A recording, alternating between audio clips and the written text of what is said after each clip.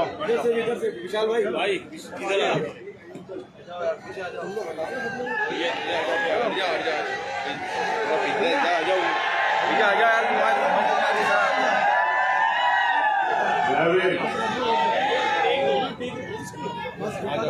सबसे पहले तो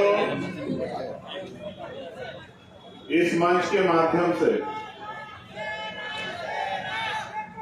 जो यहाँ उपस्थित हैं उन सबको और जो दुनिया के किसी भी कोने में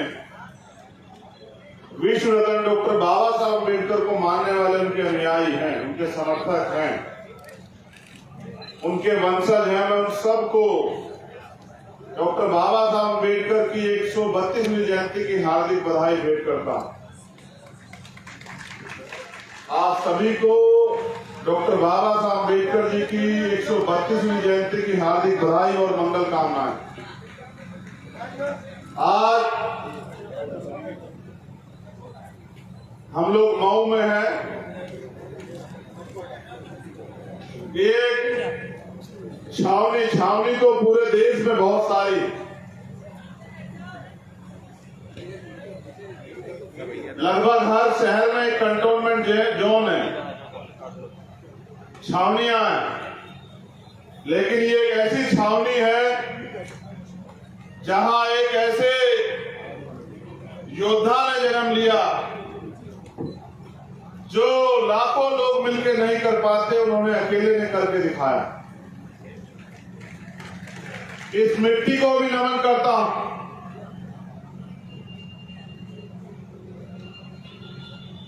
उस मातृ शक्ति को जिस कोख से उन्होंने जन्म लिया,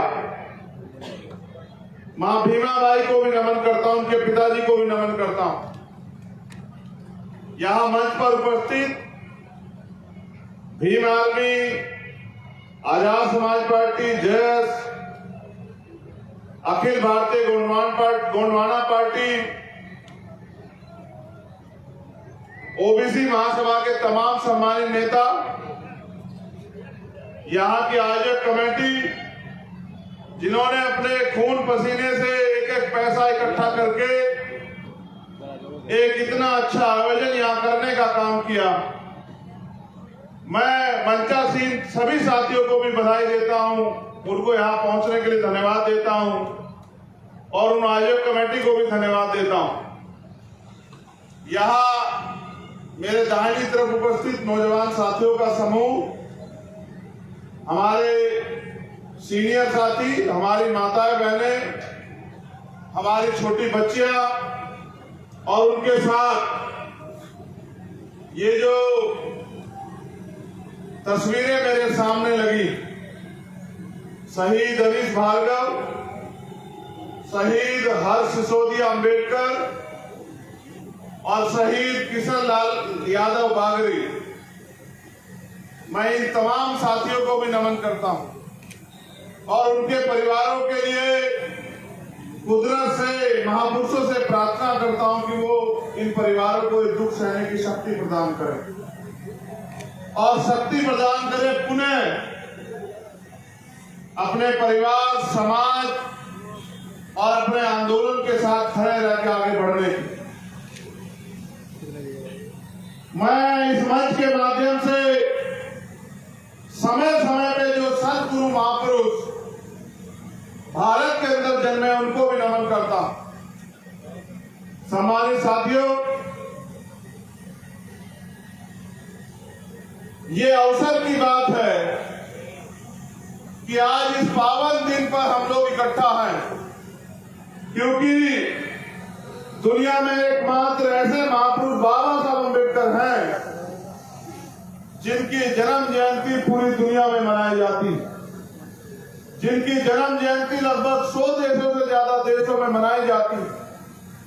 और वो एक ऐसे महापुरुष हैं जिन्होंने अपना पूरा जीवन यहां तक अपने बच्चे, अपना परिवार, अपने सुख, अपना चैन, सब कुछ हम लोगों के लिए निछावर कर दिया। खून के आंसू रोए, तमाम तरह के अपमान सहे, तमाम तरह के आरोपों का सामना किया लेकिन जो उनके अंदर चाहत थी इस सामाजिक व्यवस्था को परिवर्तन करने की, उसको नहीं छोड़ा। और आज आलम यह है कि आज उनके द्वारा लिखे गए संविधान से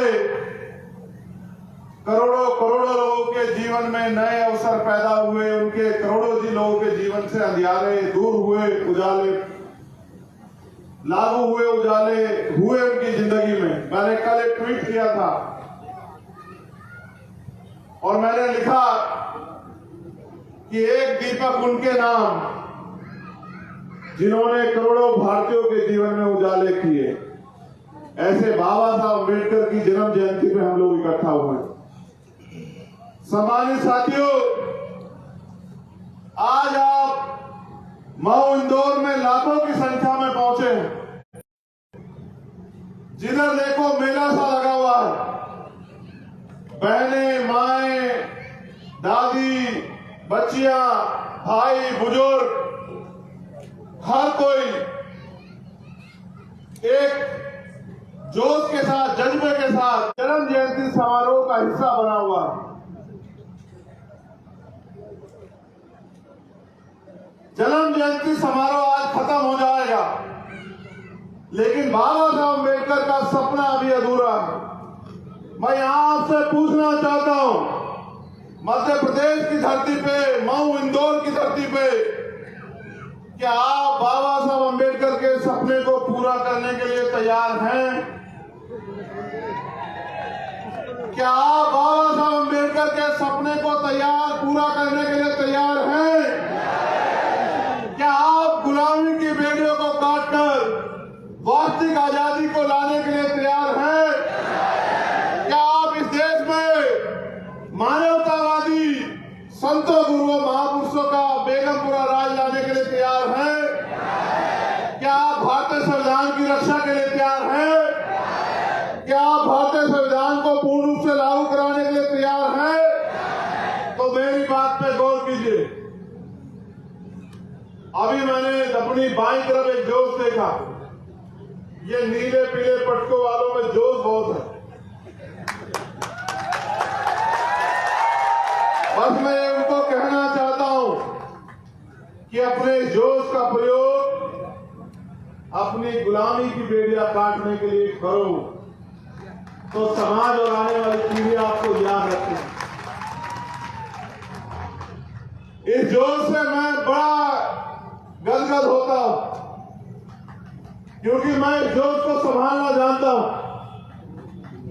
मैं इस जोश को संभालना जानता हूं, इसलिए मैं इससे गदगद रहता हूं। मैं कभी नहीं घबराता इससे, क्योंकि मैं जानता हूं कि ये जोश, ये आक्रोश हजारों साल से जो अन्याय अत्याचार हमारे लोगों ने सहा, और उसके बाद जब आज हम शिक्षा लेके डॉक्टर, इंजीनियर, वकील बनकर घूम रहे हैं, शिक्षित होकर घूम रहे हैं, तो आज हमें इन गुलामी की बेड़ियों में जकड़न महसूस होती है और हमारा खून उबाल मारता है। हमारा बस चले तो हम आज सरकार का सत्ता का तख्ता पलट कर दें, क्योंकि लोकतंत्र में 5 साल बाद चुनाव होते हैं, इसलिए 5 साल बाद मौका मिलता। मैं इस मंच को देख रहा हूं, यहां हमारे सम्मानित नेता बैठे हुए हैं, हमारी बहन मोनिका।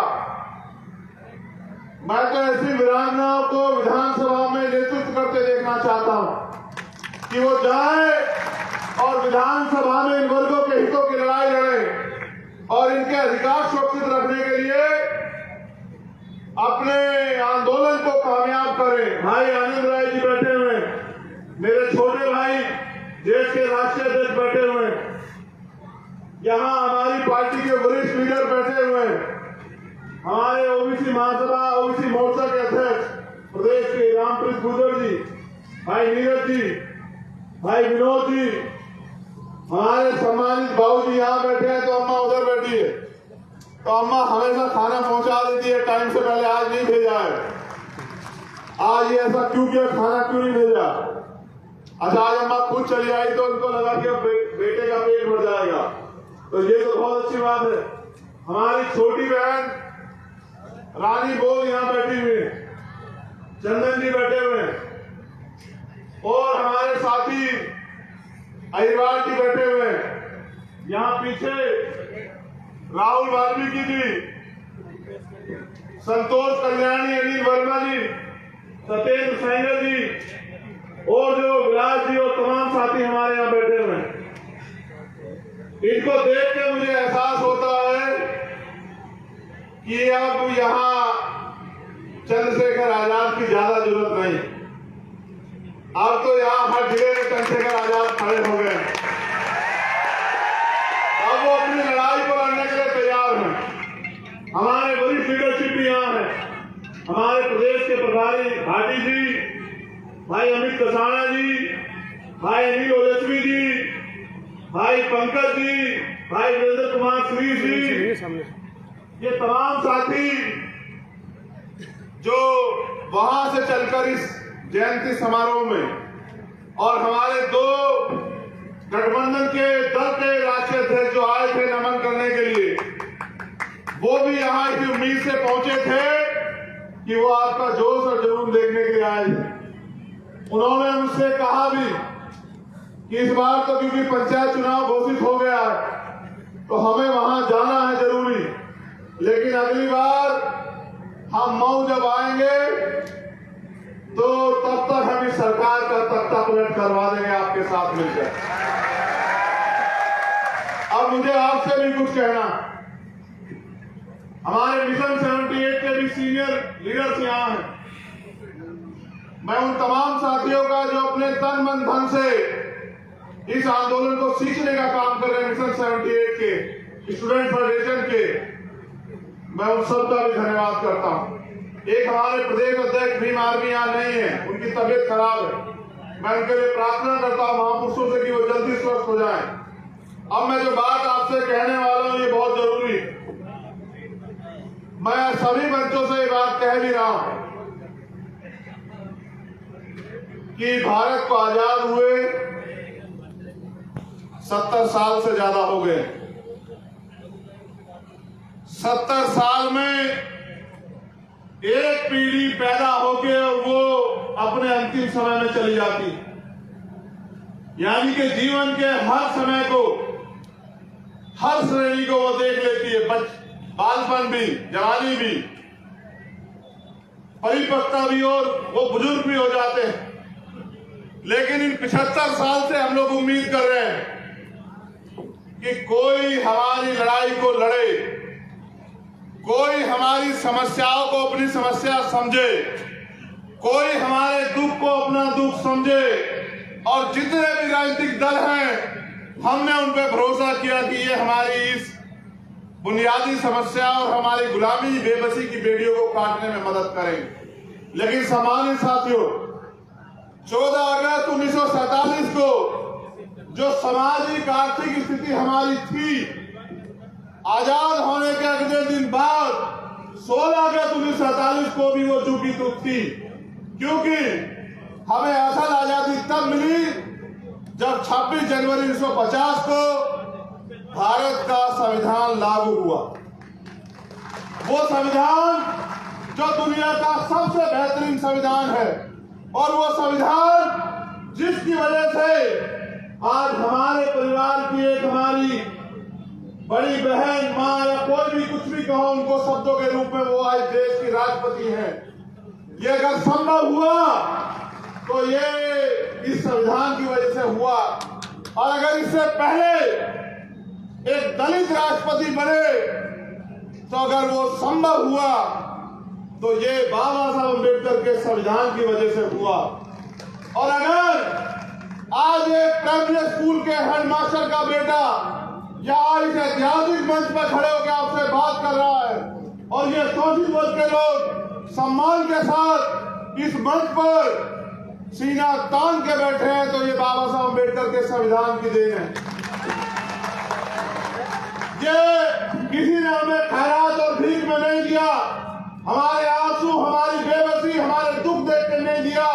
अगर ये संभव हो पाया तो जो बाबा साहब अम्बेडकर के संविधान से हमें पढ़ने का अधिकार मिला, बोलने का अधिकार मिला, आने जाने का अधिकार मिला, नौकरी रोजगार करने का अधिकार मिला, और आज जब हम सब कुछ जान करके समीक्षा करने लगे हैं कि हमारी इस हालत का जिम्मेदार कौन है, तो तब इनको लगा कि अगर इनके लोगों को कुर्सियां नहीं दोगे तो हो सकता है कि ये यूनाइट होके आज से सत्ता ही छीन ले। लेकिन सम्मानित साथियों, इन्होंने हमें राष्ट्रपति बनाया, मंत्री बनाया, गवर्नर बनाया, लेकिन उनको इतनी ताकत नहीं दी कि वो अपने समाज के हित में एक कानून बनवा सके या अपने समाज के हित में एक बात कह सके। मैं आपको एक बात इसलिए कह रहा हूं कि बाबा साहब अम्बेडकर को ये शंका थी, उनके शंका थी कि ऐसा ना हो कि लोकतंत्र आने के बाद भी सत्ता में बैठ के ये लोग हमारे लोगों को अधिकारों से वंचित रखें, क्योंकि इनका चरित्र ऐसा है। इसलिए अधिकार उसको मिलेगा जो टैक्स देगा। बाबा साहब अम्बेडकर ने आकलन किया कि इन चारों चीजों में तो मेरे लोग है ही नहीं, ना उनके पास जमीन रखने का अधिकार, ना संपत्ति बनाने का अधिकार, ना बिजनेस करने का अधिकार, ना ही नौकरी करने का अधिकार।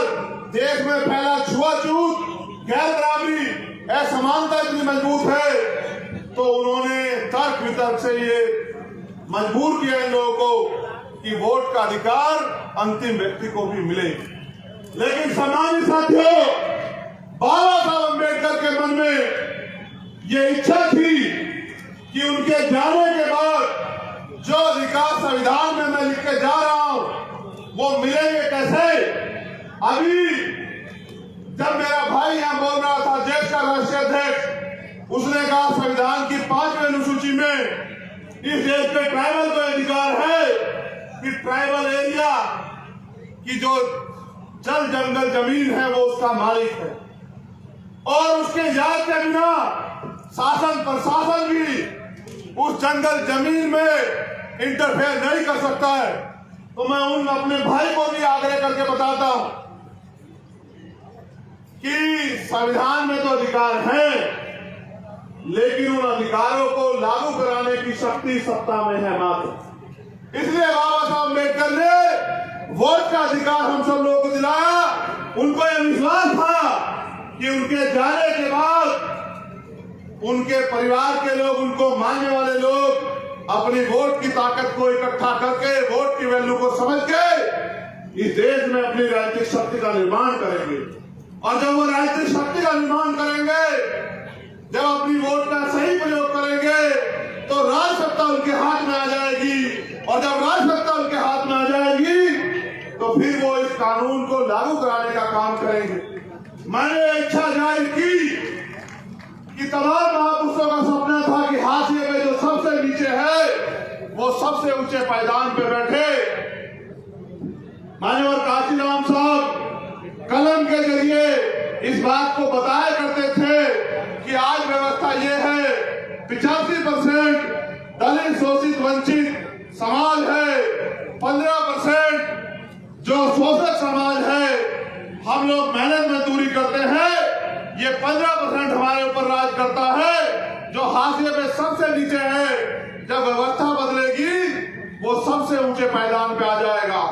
मैं आपको ये बताना चाहता हूं, उन्हीं की बात को आगे बढ़ाते हुए मैंने कहा कि सबसे पहला आदिवासी मुख्यमंत्री मध्य प्रदेश में हम और हमारे गठबंधन के साथी बनाने का काम करेंगे, जिससे कि इस इतने बड़े समुदाय के हितों की रक्षा हो। और क्योंकि ये मानवता को मानने वाले लोग हैं, प्रकृति को पूजने वाले लोग हैं, जब ये राज व्यवस्था की सर्वोच्च कुर्सी में बैठेंगे तो प्रदेश के किसी व्यक्ति का हित नहीं होगा। लेकिन मुझे दुख के साथ कहना पड़ रहा है कि यही एक पर्ची मेरे हाथ में दी गई और मेरे आज तक याद है। यहां गांव पड़ता है टोगर, उस गांव में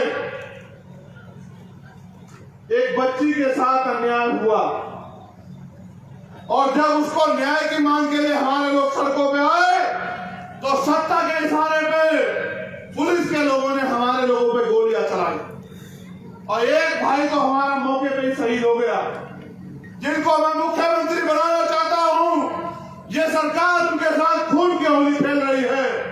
मैं बस अपने लोगों को ये कहना चाहता हूं कि इनसे सावधान हो जाओ। आजमाए लोग को दोबारा नहीं आजमाते हैं। ये अगर आज आपकी बात करेंगे तो बाबा साहब अम्बेडकर के अथक प्रयास से, उनकी बच्चों की कुर्बानियों की वजह से जो वोट आपको मिली है, ये उस वोट को लूटने के लिए आपके कस्बों, गलियों, मोहल्लों में आपके घरों तक पहुंचेंगे और आपके पैर भी पकड़ेंगे, आपके पैर भी छुएंगे, आपके पैर भी धोएंगे।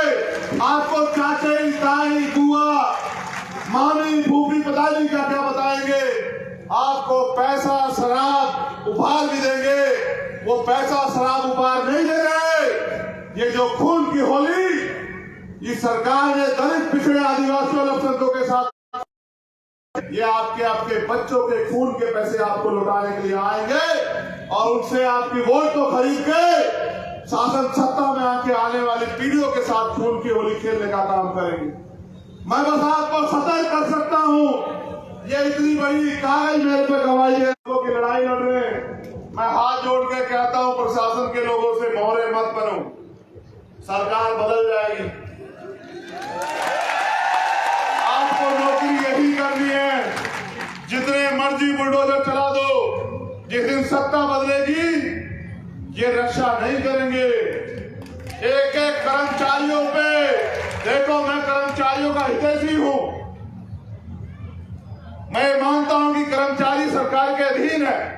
मैं तो पुरानी पेंशन को लागू कराने के लिए आंदोलन करने के लिए, कि पुरानी पेंशन लागू हो, बैकलॉग भरे, प्रमोशन में रिजर्वेशन SC, ST, OBC को मिले। मैं तो इसकी तैयारी कर रहा हूं। लेकिन उसके बाद तो भाई को छीन लोगे तो मुझसे न्याय की उम्मीद करना कि मुझसे बचाने वाला तुम्हें कोई याद नहीं होगा। ये बात मैं जो अच्छे कर्मचारी हैं उनके लिए कहता हूं कि उनको मजबूती से संवैधानिक तौर पे काम करना चाहिए, और जो साजिश हम सरकार के इशारे पे कर रहे हैं उनको ये कहना चाहता हूं कि किसी दूसरे प्रदेशों में अपने अपने लिए जगह ढूंढ लेना, क्योंकि जिस दिन सरकार बदलेगी एक एक अन्याय का हिसाब होगा। और जिन्होंने न्याय नहीं किया, कानून के साथ खिलवाड़ किया, सेक्शन 4 का मुकदमा दर्ज करा के उसको जेल भेजने का काम हम पहले ही दिन करेंगे इस प्रदेश में। इस बात को याद रखना। आप जानते हैं ना, जो मैं कहता हूं मैं वो करता हूं। हाथ उठा के बताओ, जानते नहीं जानते हो? तो मैं ये भी पूरी जिम्मेदारी से कह रहा हूं। जैसे वहां कानपुर में, शायद कानपुर में एक दुकान है मिठाई की, ठगों के लड्डू। उन्होंने लिखा है, ऐसा कोई सगा नहीं जिसको हमने ठगा नहीं। ये भाजपा वाले भी ऐसे ही हैं। इन्होंने ऐसा कोई सगा नहीं बनाया जिसको ठगाना हो। इनके आप कई मुख्यमंत्री दावेदार हैं। मैं विश्वास से कहता हूं कि ना इनका मुख्यमंत्री बनेगा, ना इनका उप मुख्यमंत्री बनेगा। ये जो अन्याय कर रहे हैं, जनता इनका इस बार वो हिसाब करेगी कि ये लोग याद रखेंगे और पुराने आने वाले समय में कभी ऐसी गलती नहीं करेंगे। सम्मानित साथियों, एक आंदोलन अधूरा चल रहा है। मैं अपना 100% दे रहा हूं। आप कटौती कर रहे हैं काम में। मैंने कहा था मुझे डाटा बना के दे देना, क्योंकि जब मैं किशन भाई के घर गया था, मैंने जब उस बहन को, उनके बच्चों को, उस दादी को खून के आंसू रोते देखा, मैंने वादा किया था कि हर गरीब को पक्का मकान मिलना चाहिए। मैं अपनी बात पे आज भी खड़ा हूं। आप मुझे डाटा देने में देरी कर रहे हैं। शायद आप भी मेरे और इनके बीच में मेरी ताकत कमजोर करने का काम कर रहे हैं।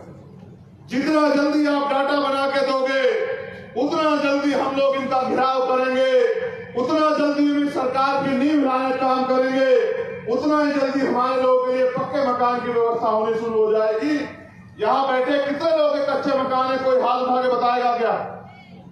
एक सारे कच्चे वाले नहीं हो सकते हैं। जिनके कच्चे हैं वही उठाओ, पक्के वाले मत उठा देना। बताओ, हजारों लोग तो यही है जिनके कच्चे मकान हैं।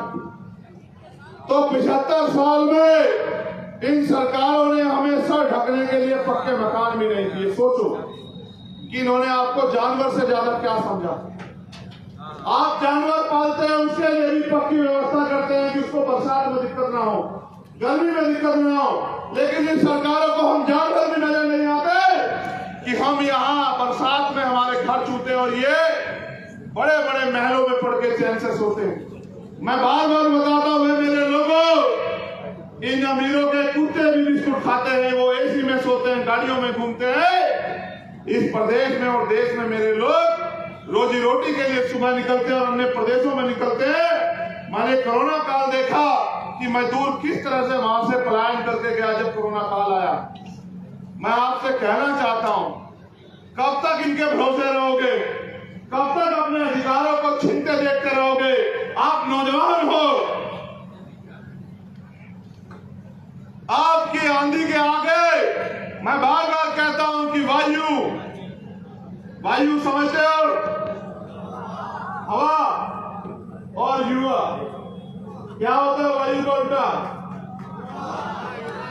वायु और युवा को कोई कैद नहीं कर सकता है। आप युवा हो और युवा को अगर वो गुलामी में जीना चाहता है तो ये तो उसकी जवानी पे भी दाग है।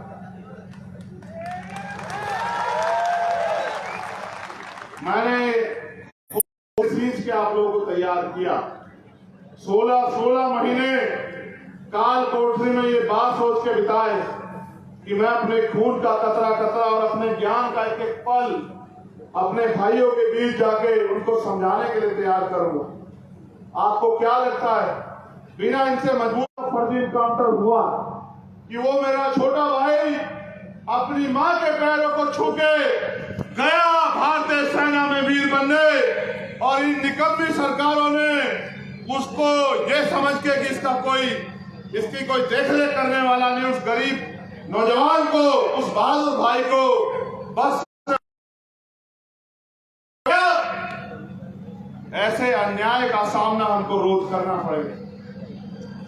मैं तो ये सोचता हूं कि आज नहीं तो कल आपके अंदर ये बल पैदा हो जाएगा कि आप मेरी तरह सर पे कफन बांध के निकल पड़ोगे। ये नीली पगड़ी नहीं है, पैसा है, उनके पास पावर है, उनके पास मीडिया है, मेरे पास आपके सिवा कुछ नहीं। इन माओ की बहनों की दुआएं, बुजुर्गों का आशीर्वाद, नौजवान भाइयों का प्यार, इसके अलावा मेरे पास कुछ नहीं है। लेकिन क्या मैंने मुकाबले में कभी हारने दिया तुम्हें? तो तुम भी तो मुझे हारने मत दो। आप जब नहीं निकलोगे गांव में जाकर नहीं बताओगे कि हालात क्या है और किस तरह से संविधान को